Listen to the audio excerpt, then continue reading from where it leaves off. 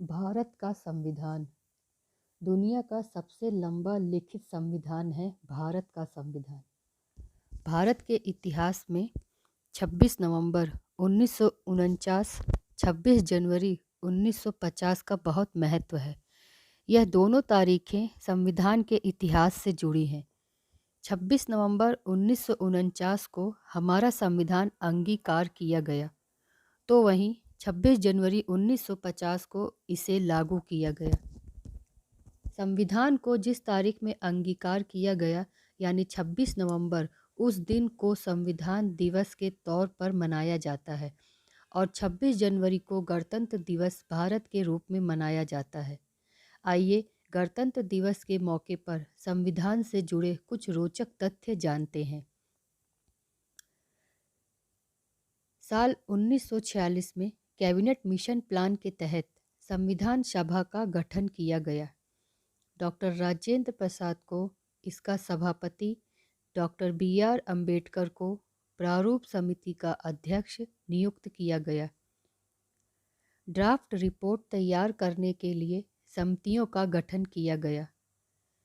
शुरू में संविधान सभा में कुल 389 सदस्य थे। प्रोविंसेस के 292 प्रतिनिधि, राज्यों के 93 प्रतिनिधि, चीफ कमिश्नर प्रोविंसेस के 3, बलूचिस्तान के 1 प्रतिनिधि शामिल थे।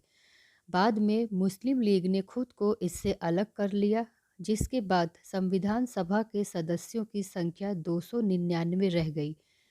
जनवरी 1948 में भारत के संविधान का पहला प्रारूप चर्चा के लिए प्रस्तुत किया गया। 14 नवंबर 1948 को चर्चा शुरू हुई और 32 दिनों तक चली। इस अवधि के दौरान 7,635 संशोधन प्रस्तावित किए गए, जिनमें से 2,473 पर विस्तार से चर्चा हुई। साल 11 महीने और 18 दिनों तक संविधान सभा की बैठक हुई, जिस दौरान संविधान को अंतिम रूप दिया गया। संविधान की मूल प्रति को हिंदी और इंग्लिश में प्रेम बिहारी नारायण रायजादा ने लिखा।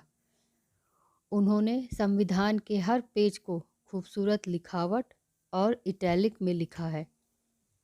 उन्होंने नंबर 303 और 254 पेन होल्डर निब का संविधान लिखने के लिए इस्तेमाल किया गया। संविधान लिखने में उनको 6 महीने लगे। भारत सरकार द्वारा कॉन्स्टिट्यूशन हाउस में उनको एक कमरा आवंटित किया गया था। उन्होंने मेहनताना लेने से इनकार कर दिया था।